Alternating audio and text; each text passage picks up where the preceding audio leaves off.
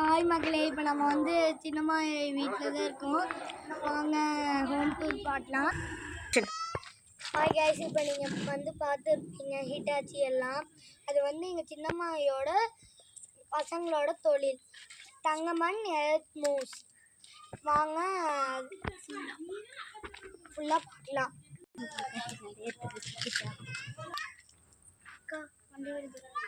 இதெல்லாமே இந்த வண்டியோட நம்மளுதான் கைஸ்.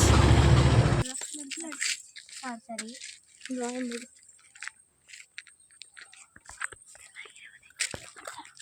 இதெல்லாம் 20 சத்தம். இதெல்லாம் 20 ஏக்கரை நம்ம கட்டுதான் கைஸ். ஹாய் கைஸ், இப்போ வந்து இதுதான் ஹால்.